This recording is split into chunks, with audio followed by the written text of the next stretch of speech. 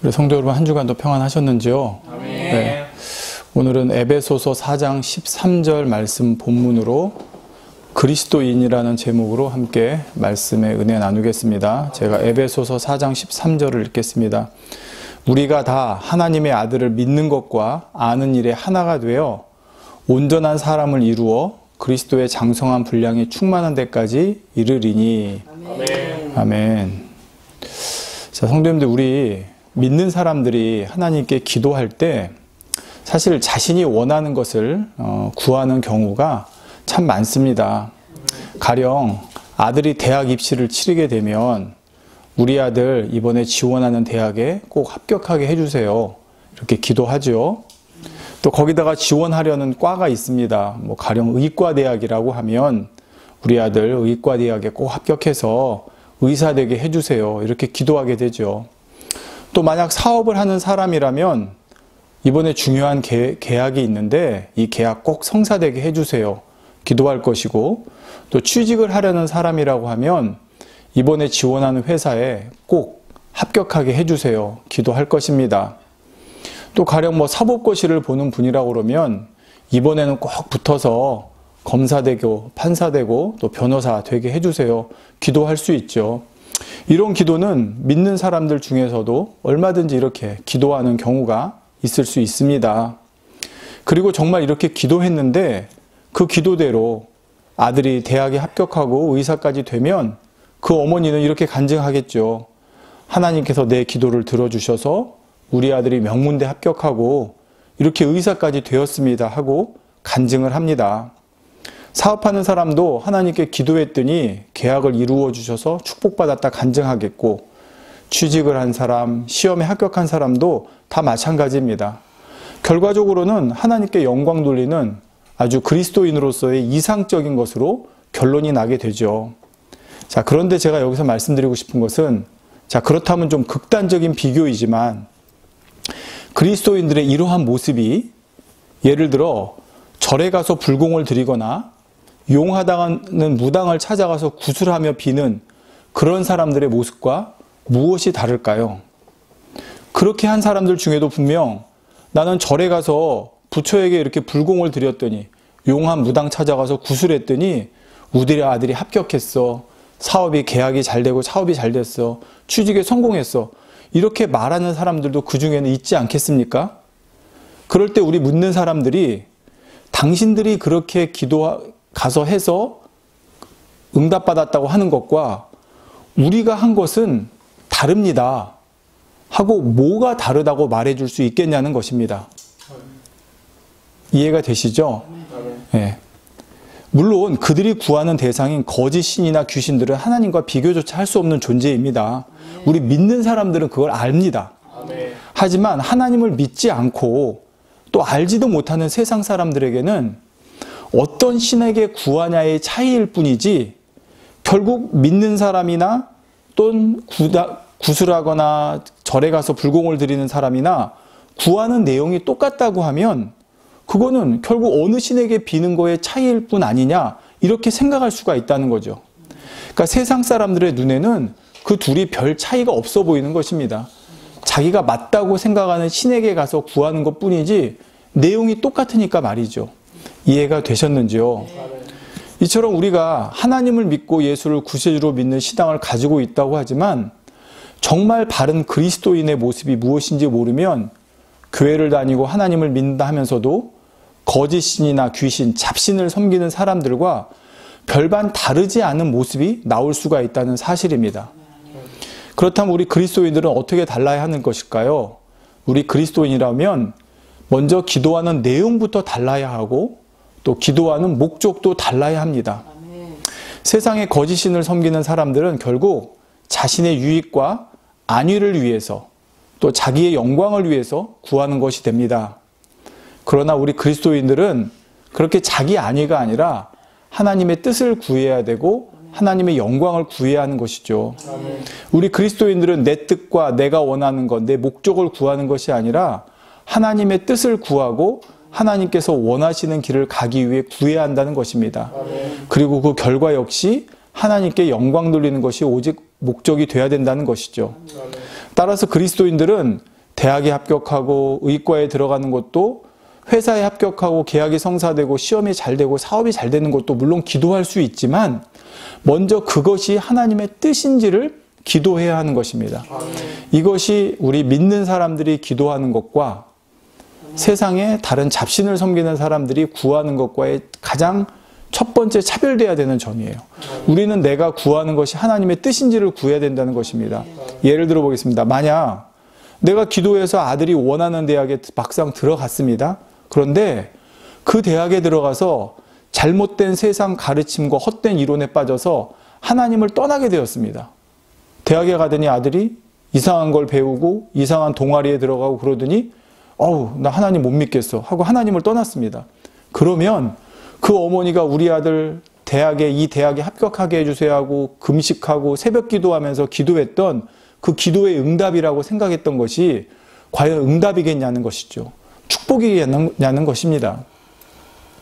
또 계약이 성사되고 사업이 잘 되어 물질의 충족함을 받았는데 그것 때문에 오히려 물질에 대한 욕심이 생기고 하나님의 일에 소홀해지고 더 나아가 세상 정욕에 빠져서 죄 가운데 빠지고 만다면 그렇게 기도하고 구해서 내가 응답받았다고 생각했던 계약의 성사와 사업의 축복이 과연 응답이고 하나님의 축복이겠냐는 말입니다.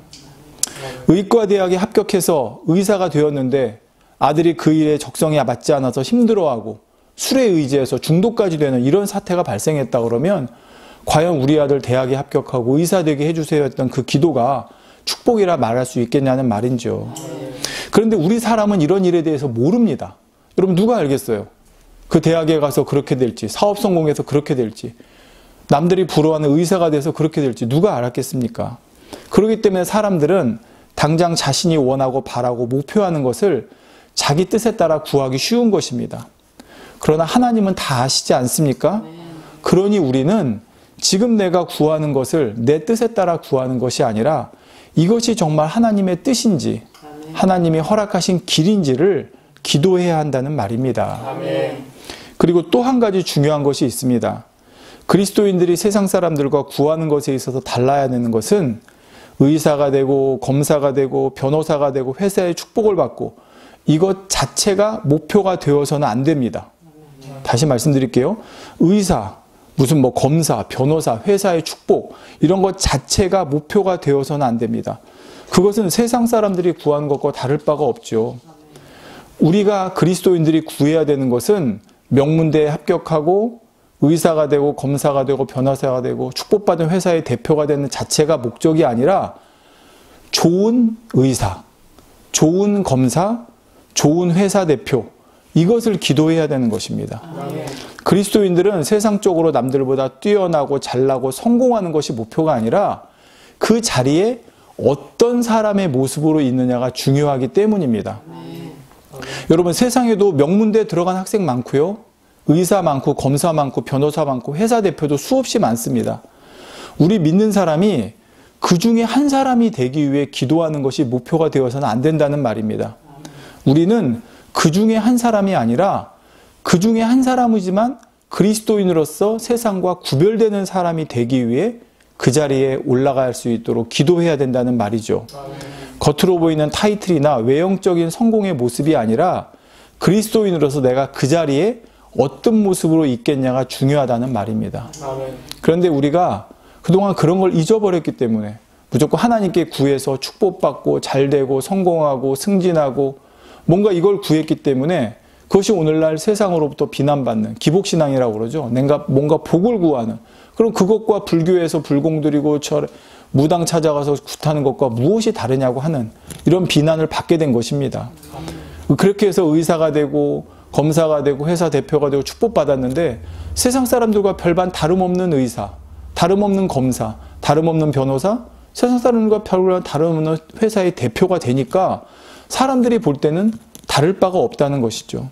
따라서 우리 그리스도인들은 먼저 이것이 하나님의 뜻인가도 구해야 되는 것이고 그것이 하나님의 뜻이어서 그것을 목표로 구할 때는 그 목적을 구하는 것이 아니라 좋은 의사요, 좋은 검사요, 좋은 학생이요, 좋은 회사 대표가 되게 해달라고. 그럼 여기서 좋다는 의미가 무엇입니까? 바로 하나님 보시기에 좋은, 하나님의 뜻을 쫓는, 하나님의 영광을 드러내는 그런 사람이 되게 해주세요라고 기도를 해야 된다는 말입니다. 이것이 세상 사람들이 구하는 것과 우리 그리스도인들의 차이점이라 말할 수 있는 것이죠. 오늘 본문에 보면 우리가 하나님의 아들을 믿는 것과 아는 것에 하나가 되어 온전한 사람을 이룬다 말씀하고 있습니다. 우리가 즉 온전한 사람을 이루기 위해서는, 온전한 사람이 되기 위해서는 예수 그리스도를 믿는 것과 아는 것 두 가지를 다 해야 된다는 것이죠. 그럼 믿는 것과 아는 것의 차이가 무엇일까요? 우리가 그냥 주님을 알기만 하면요. 자, 여러분 여기서 알기만 하면 또 알고 믿는 것과의 차이점을 잠깐 말씀드리겠는데, 우리가 믿는다고 하는 것은요, 따른다, 속한다, 그 영역 안에 있다라는 의미가 포함됩니다. 다시 말씀드릴게요. 믿는다고 하는 것은 따른다, 속한다, 그 영역 안에 있다는 것을 의미합니다. 따라서 우리가 하나님의 아들 예수 그리스도를 안다고 하면 그냥 아는 걸로 끝나는 거예요. 그것은 주님을 따르지도, 주님께 속하지도, 주님의 영역에 속해 있지도 않은 것입니다. 그런데 우리가 알 뿐만 아니라 믿는다고 하는 것은 주님을 알고 따르겠다, 주님께 속하겠다, 주님의 영역 안에 있겠다는 것입니다.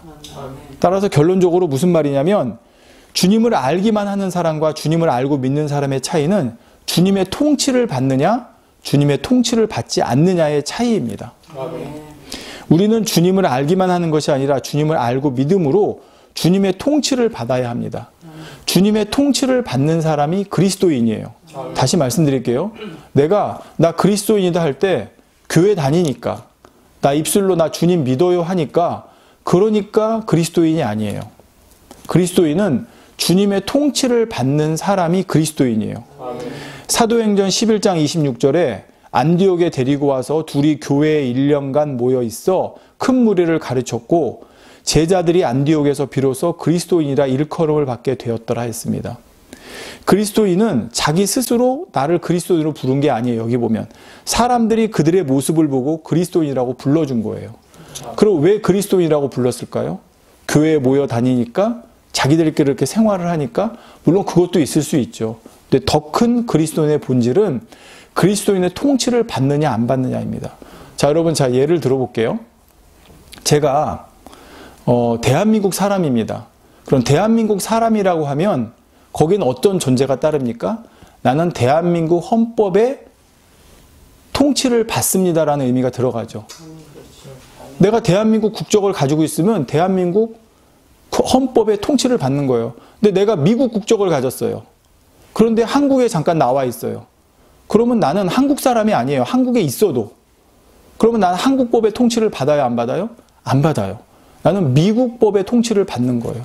똑같은 거예요. 내가 교회를 나가고 내 입술로는 나는 한국에 있다라고 아무리 얘기를 해도, 그러니까 나는 그리스도인이라 얘기를 해도 실질적으로 내가 하나님의 법, 즉 그리스도 안에서의 통치를 받지 않으면 나는 그리스도인이 아니라는 것이죠. 이 차이점을 저와 여러분이 분명히 알아야 된다는 것입니다. 이거는 너무나 중요하고 우리 그리스도인의 본질에 있어서 매우 핵심적인 내용이라 할 수가 있습니다. 여기 나오는 안디옥에서 데리고 와서 둘이 모여 1년간 모여 있어 큰 무리를 가르쳤고 제자들이 안디옥에서 비로소 그리스도인이라 일컬음을 받게 되었는데, 이 안디옥에 모였던 제자들이 내가 그리스도인입니다 말해서 그리스도인이라고 칭함받은 게 아니라, 사람들이 볼 때 저들은 분명히 우리와 같이 이 땅에 살아가는데 우리와는 다른 삶의 목표, 우리와는 다른 삶의 모습으로 살아가는 게 그들의 눈에 보였기 때문입니다. 그들이 바로 그렇게 다르게 보일 수 있었던 이유는 뭐냐면, 그들은 주님을 알 뿐만 아니라 믿었기 때문에 주님의 통치를 삶의 모든 영역에서 받았던 것이죠. 그러니 사람들이 그렇게 자기들과 다른, 정말 세상과 구별된 삶을 살아가는 사람들을 가르쳐 그리스도인이라고 세상 사람들이, 그들이 불러주었다는 말입니다. 성도 여러분, 우리가 교회에 다니고 하나님 말씀을 들으면 예수님에 대해 알아갑니다. 사랑이 많으시고 공의로우시고 긍휼하시고 거룩하신 분임을 알죠. 그런데 이렇게 주님에 대해 알기만 해서는 주님을 닮을 수가 없습니다. 왜요? 주님의 통치를 받지 않기 때문입니다. 그러니까 알고 끝나는 거예요. 아, 그냥 그러신 분이구나 라고. 반면에 주님을 믿는 것은 주님께 속해 있고 주님의 통치를 받기 때문에 주님의 통치를 받으면 주님을 닮아가게 되어 있습니다. 주님이 어떤 분이신지 주님의 뜻이 무엇인지를 깨달아 따라가게 된다는 말입니다. 통치를 받는다는 것은 그 법에 따른다는 거죠. 여러분, 우리나라 사람하고 중국 사람하고요, 예를 들어 길에 놔둬도요 달라요. 예, 그 길에서 또는 운전을 할 때도 그 모습이 달라요. 왜요? 통치받는 법이 다르게 살아왔기 때문에 그런 거예요. 겉모습은 똑같아 보일 수 있을지 모르겠지만 중국에서 운전하던 습관과 그들의 법, 그들의 어떤 보행 이런 습성이나 이런 거하고 우리나라 사람들이 가지고 있는 거가 다르기 때문에 섞어 놓으면 티가 난다는 거예요. 그러니까 보면 아, 저 사람들은 외국 사람이구나. 저 사람들은 우리나라 사람이구나. 똑같은 거예요. 우리가 세상 사람과 섞였을 때 입술로 아우 나 그리스도인이에요. 교회 다녀요 해서 아, 저 사람 그리스도인이구나 사람들이 알아보는 게 아니라 똑같이 놔뒀는데 다르다는 거예요. 다르네 저 사람들은. 똑같은 일을 시켜도 다르네? 뭔가 저 사람들은 다른 모습이네? 그럴 때 그들을 바로 그리스도인이라 얘기를 한다는 것이죠. 성도 여러분, 좀 극단적인 얘기지만 용하다는 무당들 중에도 예수님에 대해 아는 사람이 있습니다. 그런 경우 있잖아요. 뭐 무당을 찾아갔는데 당신 병은 교회 나가서 예수 믿어야 고치는 그런 병이야. 이렇게 얘기해주는 무당도 있다는 얘기를 들어봅니다. 예. 그럼 그 무당은 뭐예요? 예수라는 분이 어떤 분이신지를 아는 거거든요. 예, 뭐 그들 말대로 하면 가장 센 신이라고 표현할지 모르겠지만 아는 거예요. 하지만 그들이 주님을 안다고 해서 믿지는 않습니다. 그러니 그들은 주님을 따르지도 않고 따라서 주님을 따라 변화되지도 않는 것입니다. 반면에 우리 믿는 사람들은 분명히 내가 교회에만 나가는 것이 아니라 주님을 믿고 따르기 때문에 삶의 변화가 일어나게 되어 있다는 것이죠. 그러므로 저와 여러분은 주님을 알기만 하는 것이 아니라 그래서 교회만 왔다 갔다 하며 나는 그리스도인이라 고백할 것이 아니라 진정 주님을 믿어서 정말 주님의 통치를 받고 주님을 닮아감으로 그리스도의 장성한 분량이 충만한 데까지 오늘 본문 말씀처럼 이르러야 하는 것입니다. 그렇다면 우리가 이렇게 주님을 믿고 통치를 받는 그리스도인으로서 세상에 살아가기 위해서는 어떻게 해야 할까요? 지금부터 세 가지로 간단히 살펴보도록 하겠습니다. 자, 첫 번째, 그리스도인들은 성실해야 합니다. 성실, 부지런함, 이런 단어는 사실 기독교적인 가치관을 가진 서양에서도 바로 우리 그리스도인들의, 기독교인들의 삶을 정의하는 하나의 가치관적인 모습을 표현하는 단어입니다. 그러니까 그리스도인들은 부지런해. 그리스도인들은 성실해. 이게 사실은 그리스도인을 대표하는 이 세상 사람들이 말하는 단어였다는 거예요.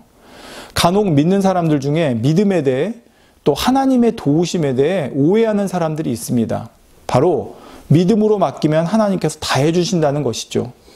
또 하나님의 자녀는 하나님께서 책임져 주신다는 것입니다. 물론 이 말이 틀린 것은 아닙니다. 하지만 여기서 믿음으로 맡긴다는 말이 그냥 나는 아무것도 하지 않거나 혹은 내가 해야 할 일도 하지 않으면서 요행을 바라는 것을 의미하지 않습니다. 가령 학생이 공부도 제대로 하지 않으면서 하나님 믿습니다. 시험 잘 보게 해주세요. 기도한다고 해서 그 기도를 하나님이 들어주시는 것이 아니라는 말입니다. 성실도 하고 부지런하고 자 이런 모습이 보이지도 않으면서 나는 믿으니까 믿습니다 하면서 성공하게 해달라고 기도하는 것은 또 인정받게 해달라고 기도하는 것은 하나님의 뜻에 맞지 않는다는 말이죠. 내 능력으로 할 수 없는 것을 또 내 능력으로 할 수 없는 것을 하나님의 능력으로만 가능하게 해달라고 기도하는 것도 믿음이 아니라 요행이나 운을 바라는 것입니다. 그러니까 내가 아무것도 하지 않으면서 나는 내 능력으로 할 수 없어요 하고 미리 지레짐작 이건 내가 못하는 일이에요. 그러니 하나님 해주세요.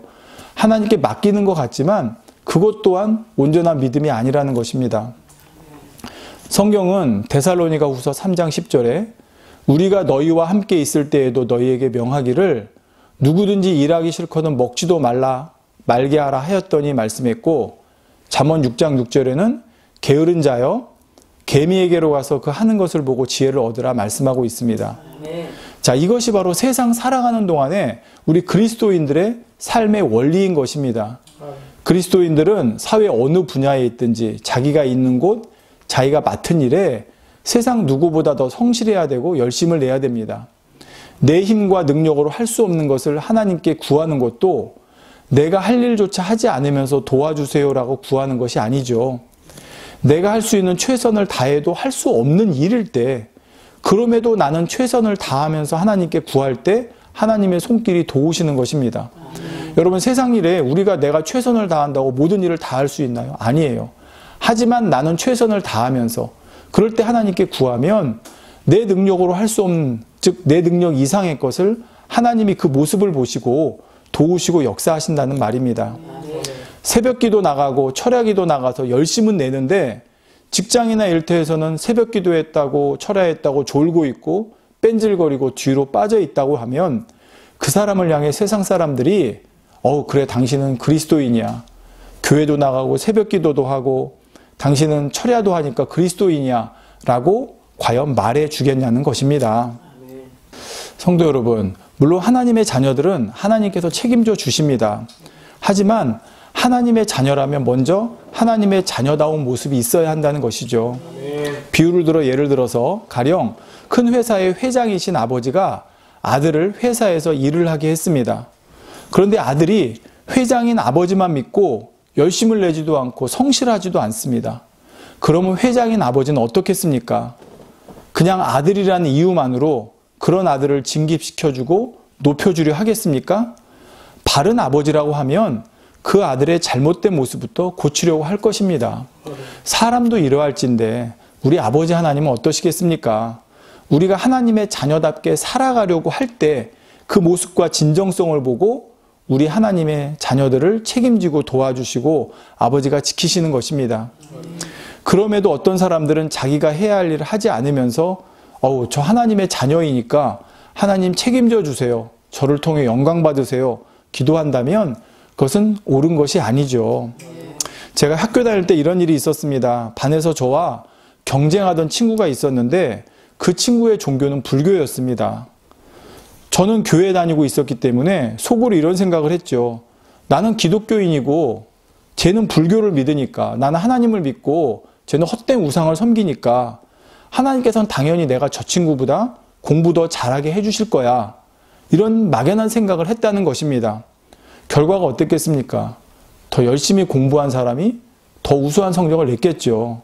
그렇습니다. 내가 하나님의 자녀로서 더 열심히 하나님의 자녀된 본을 보이려고 그러고 하나님께 영광 돌리기 위해 더 열심을 내는 삶을 살면서 하나님께 구해야 되는데, 그러지 않고 지금 아까 말씀드린 것처럼 나는 교회 다니는 사람이고 쟤는 교회 안 다니는 사람이니까 당연히 하나님께서 내 손 들어주셔야 되는 거 아니야? 라고 생각해야 되는 것 자체가 요행이었다는 말입니다. 혹여라도 우리 삶 가운데 성실함이나 부지런함이 상실된 채 이런 모습으로 살아가고 있는 것이 있지 않는가 점검해 봐야 한다는 것이죠. 맡은 분야에서 책임감을 가지고 남들보다 먼저 앞장서서 열심 내는 그런 성실한 삶을 살아가는 것이 바로 그리스도인으로서의 자세라는 것입니다. 그래서 그리스도인들은 말로 전도하는 것이 아니라 삶으로 전도한다는 말이 있는 것처럼 말이죠. 자, 이제 두 번째로 그리스도인들은 선한 영향력을 끼쳐야 합니다. 여러분, 아무리 성실하고 열심히 살아도 그것이 자기만을 위한 것이고 타인에게 어떠한 선한 영향력도 주지 못한다면 그리스도인으로서의 의미가 없기 때문이죠. 가령 새벽부터 가게 문 열고 하루 종일 열심히 일하는 사람이 있습니다. 그런데 그렇게 열심히 일하는 이유가 자기 잘 먹고 잘 살려는 거예요. 그렇게 해서 모은 재물을 자기만을 위해 쓰려고 하는 것입니다. 그렇다면 아무리 부지런하고 성실하게 보여도 그 사람을 통해서는 주변에 선한 영향력이 끼쳐질 수가 없습니다. 얼마 전에 제가 가끔 보는 TV 프로그램에 어느 지방의 빵집 주인이 나온 적이 있었습니다. 이 사람은 자기가 어릴 적 힘들었던 시절을 생각하면서 아침 일찍 자신의 가게 앞에 테이블을 놓고 빵을 한가득 거기다 쌓아 놓습니다. 학생이라면 누구든지 그 빵을 공짜로 가져갈 수 있게 해주었죠. 초등학생이든 중학생이든 고등학생이든 대학생이든 말입니다. 눈치 보지 않고 가져가도록 가게 앞에다가 내놓은 것입니다. 그런데 아침에 학생들이 등교하면서 그 빵을 가져갈 수 있도록 하려면 그분은 새벽 3, 4시에 일어나야 한다고 말을 하는 걸 들어봤습니다. 일찍 일어나서 빵을 구워서 내놔야 하기 때문이죠. 대부분의 사람들이 잠들어 있는 그 시간에 그분은 가게에 일찍 나와서 빵을 굽는데 그 빵을 굽는 목적이 내가 이렇게 빨리 빵을 구워서 다른 가게보다 먼저 빵을 내놔서 사람들이 내 빵을 먼저 사가서 내가 돈을 벌어야지 하고 그 새벽에 나간 것이 아니라 그렇게 구운 빵을 아침도 못 먹고 등교하는 학생들이 얼마든지 가져갈 수 있도록 내놓기 위해 그 새벽을 깨우며 가게에 나가 빵을 구웠다는 것입니다. 결국 그 소식이 전해져서 TV까지 나오게 되었고요. 이것이 바로 선한 영향력입니다. 이런 것처럼 그리스도인들은 열심내고 성실하게 사는 목적이 나를 위한 것이 아니라 뭔가 그리스도의 향기를 바라는 선한 영향력을 끼치기 위한 것이 되어야 한다는 것이죠. 여러분, 세상에도 성실하고 열심내는 사람, 부지런한 사람 정말 많습니다. 새벽 일찍 일을 나가기 위해 나서다 보면 많은 사람들이, 생각하는 것보다 훨씬 더 많은 사람들이 버스와 지하철에 있죠. 새벽 일찍 가게 문을 열고 밤늦게까지 장사하는 분들, 정말 성실하게 열심히 일하는 분들이 있습니다. 그런데 중요한 것은 성실하고 열심하고 부지런하는 그것 자체가 아니라 그렇게 하는 그 행동이, 그 삶의 모습이 과연 선한 영향력으로 나타나고 있느냐는 것이죠. 지금도 아직 전 세계가 코로나로 인해 고통받고 있는데, 여러분, 유럽에서는 중세 14세기에 흑사병으로 인해 정말 인구의 3분의 1이라고 하는 어마어마한 숫자가 죽어가는 일이 있었습니다. 대부분의 사람들이 흑사병에 감염될까 봐 환자 곁에는 가지도 않고, 그러다 보니 죽은 시체들이 길에 널려 있고 집에 쌓여 있고 썩은 냄새가 나고, 그래도 사람들은 혹여 내가 감염될까 봐 치우지도 않고 그 환자들 곁에 다가가지도 않았다고 합니다. 여러분, 근데 그 상황에서 바로 그 환자들 곁으로 다가가고 그 죽은 시체들을 묻어줬던 사람들이 누구인지 아십니까? 바로 그리스도인들이었습니다. 그렇게 하는 것이 그들이 나는 하나님이 지켜주시니까 이렇게 해도 병에 안 걸릴 거야 하는 무모한 믿음으로 한 게 아니에요. 자기들도 얼마든지 병에 걸릴 수 있고 죽을 수 있다는 사실을 알면서도 기꺼이 목숨을 내줄 마음으로 그렇게 한 것이었습니다. 이처럼 아무도 나서지 않는 자리에 먼저 나선 것이 그리스도인들이었다는 말입니다. 이번 사태로 코로나가 크게 우리나라에도 유행할 때 가장 먼저 병원 문을 코로나 환자들에게 개방하고 했던 곳이 기독교 계열의 병원이라고 들었습니다. 밤낮 쉴 틈 없이 일해야 하는 그 자리를 기꺼이 그들은 자청했던 것이죠. 또 지금처럼 어려워서 교회들이 문을 닫게 되고 성도들이 모이지 않으니까요. 이런 상황에서도 어려운 교회들을 적극적으로 돕는 교회들이 있었다는 말을 들어보았습니다. 지금 같은 상황에서 여러분, 내 집 곳간부터 챙기자, 그러니까 내 집 곳간부터 챙기자고 하는 것이 보통 사람들의 모습일 텐데, 그곳은 기꺼이 자신들의 곳간을 풀어서 어려운 교회들을 도왔다는 것이죠. 초대교회가 그러했습니다. 사도행전 4장 32절에 믿는 무리가 한 마음과 한 뜻이 되어 모든 물건을 서로 통용하고 제 재물을 조금이라도 제 것이라 하는 이가 하나도 없더라 했습니다.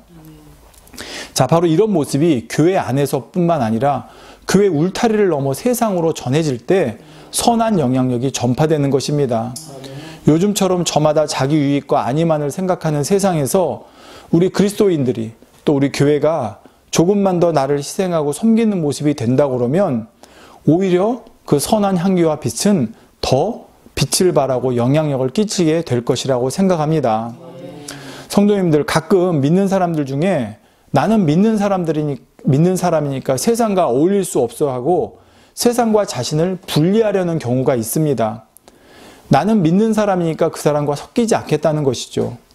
근데 여러분, 섞이지 않는다는 것은 내가 그들의 불법과 그들의 어둠의 삶에 동화되지 않는다는 것이지 그들과 함께 어울려 살지 않는다는 말이 아닙니다. 우리가 그리스도의 빛을 발하고 선한 향기를, 선한 영향을 끼치기 위해서는 결국 우리는 그들 속으로 들어가야 되는 것입니다. 빛이 환한 데 있으면 빛을 발하지 않죠. 빛은 어두운 데 가야 빛을 발합니다. 결국 우리가 그 빛을 들고 찬양에도 있는 것처럼 어두운 세상 가운데로 들어가야 한다는 것이죠.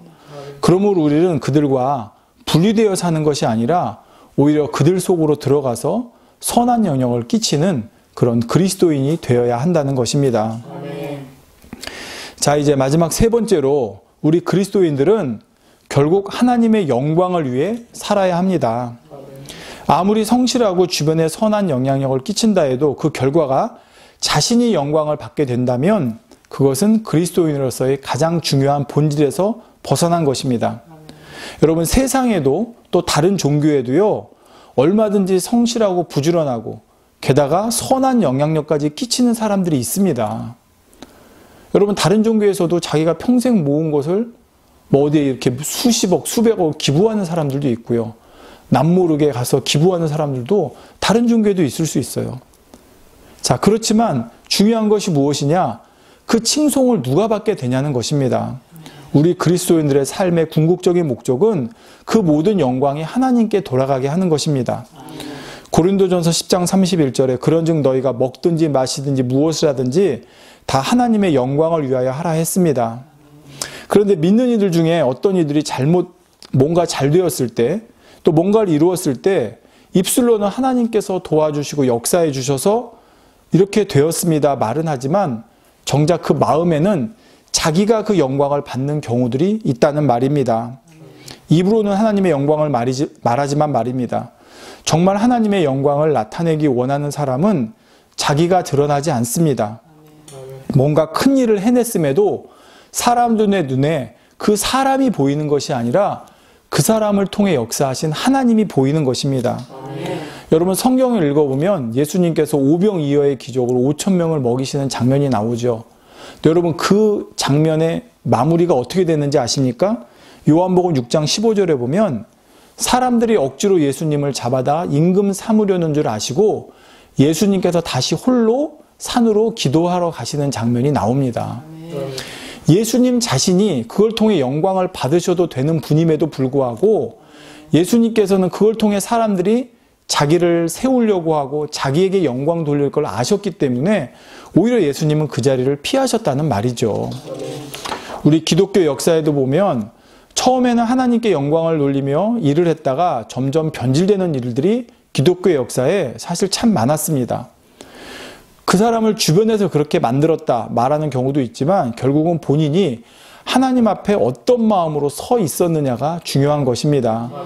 정말 주님을 믿는 사람은 그 삶에 하나님께서 일하심이 드러나게 되고 그 드러나는 모습을 통해 하나님이 그 사람이 아닌 하나님께 영광 돌리는 삶을 살아가게 된다는 것입니다. 이것은 우리가 말을 하지 않아도 그 진정성이 그 모습에서 드러난다는 것이죠. 이건 여러분 우리가 판단하려고 해서가 아니라 정말 그 사람의 모습을 보면 아, 정말 겸손하게 자기를 내려놓고 하나님께만 영광을 돌리는구나. 아니면 입술로는 그렇게 말하는데 결국은 자기가 영광을 받으려고 하는구나. 이것이 우리 안에 있는 성령을 통해서 분별이 되어진다는 것입니다. 우리가 분별할 뿐만 아니라 나 자신도 결코 거기에 속아서는 안 되는 것이죠. 여러분, 교회에 모여서 우리 아들 요번에 뭐 합격했어요. 우리 남편이 요번에 사업이 잘 됐어요. 자, 그 간증을 그러고 그러면서 합니다. 하나님이 도와주셔서, 역사해 주셔서. 그런데 왜 주변에 있는 사람들의 마음이 불편할까요? 그 사람들의 마음에 시기 질투가 있어서 그럴 수도 있지만 결국 그 말하는 사람이 그걸 통해서 이생의 자랑이라고 하는 자기를 드러내려는 마음이 그 안에 비춰졌기 때문에 거기에 마귀가 역사해서 사람들의 시기와 질투심을 건드리는 것입니다. 그 사람이 정말 하나님께만 영광 돌리려는 겸비한 마음이 있다고 그러면 거기에 마귀가 역사할 수가 없다는 것입니다. 여러분, 우리가 잘 아는 요셉을 보십시오. 그가 이방 나라에 끌려가서 종으로 팔려가서 거기서 정말 하나님의 영광을 돌리는 최고의 총리 위치까지 올랐습니다. 그런데 그는 자기 입으로 하나님께서 이렇게 하셨습니다 말하지 않아도 성경에 뭐라고 그랬었습니까? 사람들이 그와 함께 하시는 하나님이 그와 함께 하심을 보았다 말하고 있지 않습니까? 바로 요셉과 함께 하신 하나님을 사람들이 느낄 수 있었다는 것입니다. 하나님이 이렇게 도와주셨어요. 하나님이 이런 분이에요. 자기 입술로 말하지 않아도 말입니다. 그러면 그렇게 하기까지 하나님께서 그냥 요셉이니까 무조건 도와주셨을까요?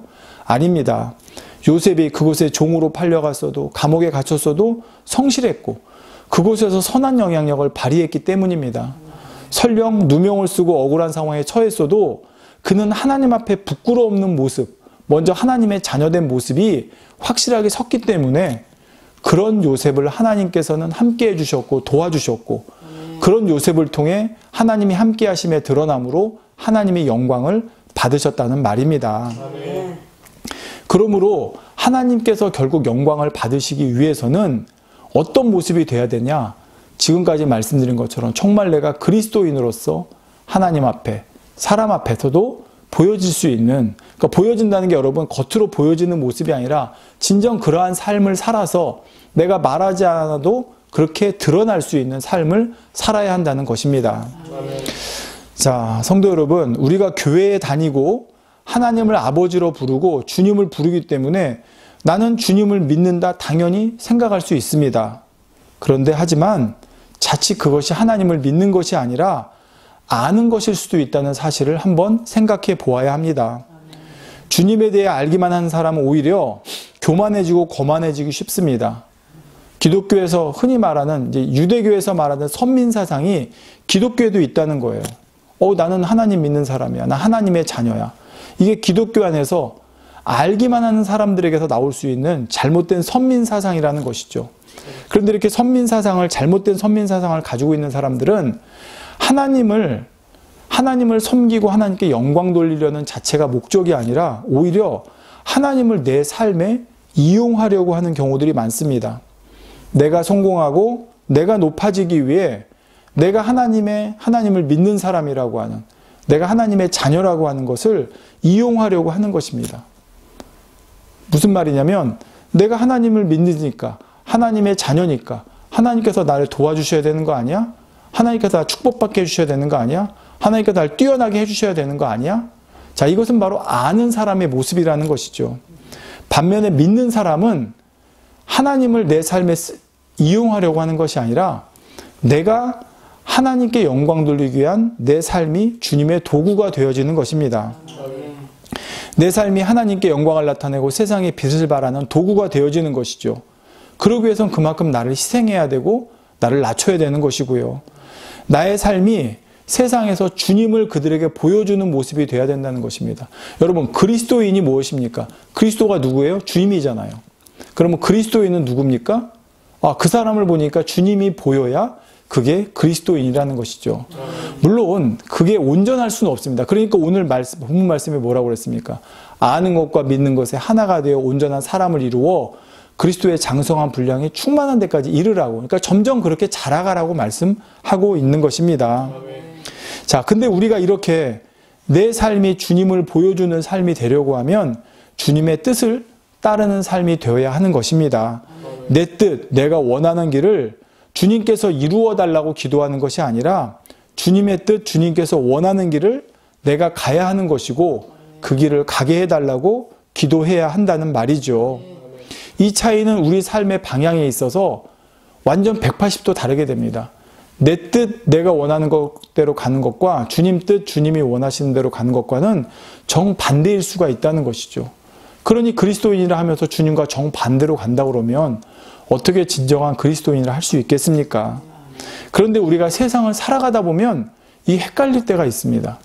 머리로는 알고 그렇게 고백은 하죠. 주님 뜻을 따르기 원합니다. 주님이 원하시는 길을 가기 원합니다. 하는데 내가 원하는 길을 가고 내가 바라는 길을 가고 내 뜻대로 가려고 하는 성향이 점점 더 생길 수 있다는 것입니다. 세상 살아가다 보면 헷갈리기 때문에 말입니다. 그래서 우리는 세상 살아가면서 이정표가 필요합니다. 헷갈릴 때 우리가 뭘 보면 될까요? 이정표죠. 동쪽으로 가야 될지 서쪽으로 가야 될지 동대문으로 가야 될지 남대문으로 가야 될지 이정표를 봐서 알 수 있듯이 그래서 우리도 늘 이 땅의 삶을 살아가면서 헷갈리지 않도록 바로 그 이정표를 봐야 됩니다. 그 이정표가 무엇입니까? 말씀이죠. 말씀에 하나님의 뜻이 주님의 뜻이 주님이 원하시는 길이 담겨있기 때문에 말입니다. 오늘 말씀도 그렇습니다. 여러분 오늘 말씀 모르는 말씀 아닙니다. 그렇지만 이렇게 또 말씀드린 것은 우리가 혹여 길을 가다 헷갈릴 수 있고 잊어버릴 수 있기 때문에 늘 하나님의 말씀으로 이정표를 삼아서 내가 가는 길이 바르게 가고 있는지 점검하는 것이 필요하다는 말입니다. 오늘 말씀을 통해 내가 주님을 믿고 있었는지 아니면 알고만 있었는지 정말 알고 여러분 아는 것도 중요해요. 주님을 잘못 알고 믿으면 그것도 또 잘못 가거든요.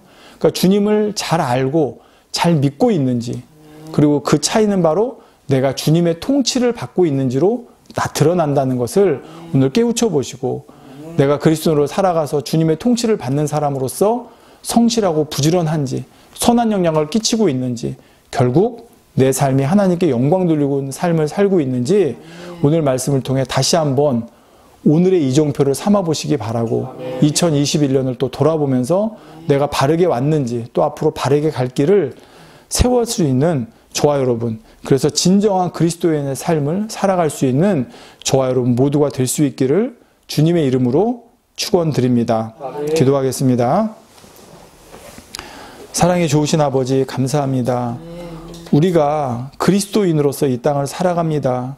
그런데 아버지, 내가 그리스도인이라고 아무리 고백해도 그것이 인정받는 그리스도인이 아니라 정말 세상 사람들 눈에도 저들은 뭔가 다르구나라고, 저들이 바로 그리스도인이구나라고 보일 수 있는 아버지, 그러한 정말 진정성 있는 삶을 살아갈 수 있는 우리가 되기 원합니다. 그러기 위해서는 우리가 주님의 통치를 받아야 됩니다. 아무리 주님에 대해 알아도 주님의 통치를 받지 않으면 결국 저는 하나님 나라 백성일 수가 없고 하나님의 자녀일 수가 없습니다.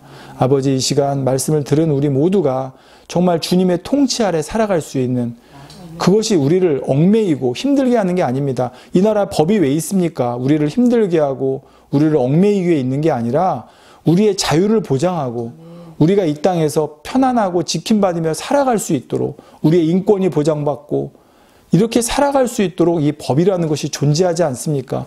하물며 하늘나라의 법, 우리 주님이 통치하시는 법은 어떻겠습니까?